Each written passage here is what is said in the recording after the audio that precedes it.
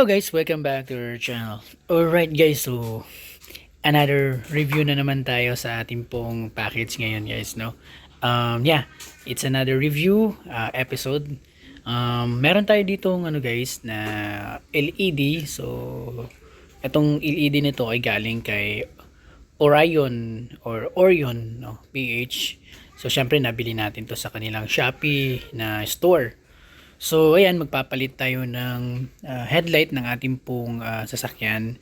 So yung sasakyan natin guys is a Mitsubishi Mirage G4. So basically yung size or yung socket nito ay H4. Ayan.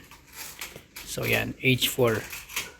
Alright, so bago natin siya ikabit guys, tingnan muna natin yung loob ng itong package na to guys, no, yung packaging. Ito yung mga nakalagay basically yan. Alright, yan. So I think this is made in USA. Yan, kasi meron siyang nakatatak na USA. So ayan. Alright, so ito yung difference niya kapag naka Orion ka compare sa other LED na headlights. Yan, talagang mas maliwanag siya. Anyway, titest naman natin ito mamaya kapag nakabit na natin itong ating Orion na H4 LED headlight. So itong binili natin guys, ito yung kanilang Alpha. Yan. So this is the Alpha na na model. So this is the one of the best selling LED ni Orion. Isa to sa mga number one. Ito yung parang top of the line nila na na LED. Meron din kasi yung isa, yung Omega, but nasa mga 16,000 lumens lang yun. Ito is 18,000 lumens yan. So mas maliwanag to compare sa kanilang Omega. So yung presyo na nga pala nito guys is nasa around 2,300 yung presyo. That includes the yung promo na rin nila. Alright, so sige, buksan natin. Okay, so ayan, naka-sealed pa siya guys. Ito. So ibig sabihin hindi pa talaga ito nabubuksan. So ayan, since nung kanilang pinackage itong ating LED yan. So talagang naka-sealed pa siya. Ayan. So check natin yung loob. Ayan. So magpapalit tayo ng Orion na LED. Yung existing LED kasi ng sasakyan natin guys ay yung LED Works. Dito ko lang siya pinakabit sa sa Cebu. Ayan. So far naman tumagal din naman ng 3 years yung ating LED na LED Works. Ang problema lang kasi ay medyo mahal yung LED Works LED.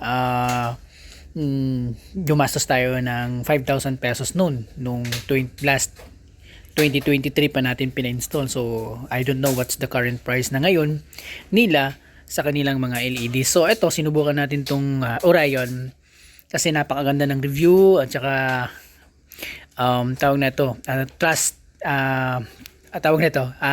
tested na yung kanilang mga LED. So compare sa mga ibang mga brands din naman. Okay, so sulit na rin kahit papano yung 2,300 pesos sa ganitong kagandang quality.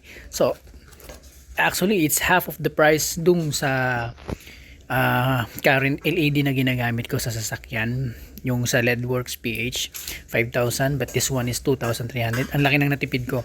So pwede pa ako makabili ng isang ganito para sa fog lamp if ever na meron ng extra na budget. So same price din naman yung fog lamp H11, same price din 2,300, but this one is H4.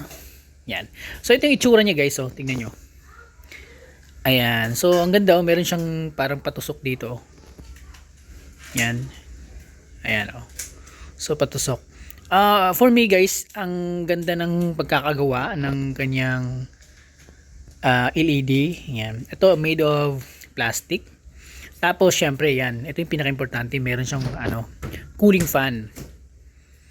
Ang maganda kasi nito guys, kapag may cooling fan guys, is itong LEDs, yan ito, talagang tatagal siya guys. Kasi pinapalamig niya. Kasi pag nag-iinit to guys, ang nangyayari is madaling masira itong kanyang mga LED bulbs. Ito, LEDs yan, mga LEDs. Kaya ito yung purpose ng kanyang cooling fan. Ayan, so may nakalagay pa or may naka-emboss na Orion. So yan, talagang masasabi nating original. Saka sa sa Orion PH store talaga natin 'tong binili. Yan, ito yung kanyang socket. Ito yung isa. So bali dalawa siya guys, yan. Okay, so yan, may free sticker siya. Kabit natin to sa ating sasakyan na naka-Orion tayo. Alright, so ikakabit natin to mamaya sa sasakyan and then check natin mamayang gabi yung kanyang ilaw. Alright guys, so ngayon nakabit ko na yung ating Orion na Alpha headlight na LED headlight yan. So as you can see guys, eto hindi ko pa binubuksan yung ating headlight. So yan, wala pa tayong even the park light. So let's have the park light. Yan, kapag naka park light na, and ito na yung kanyang headlights.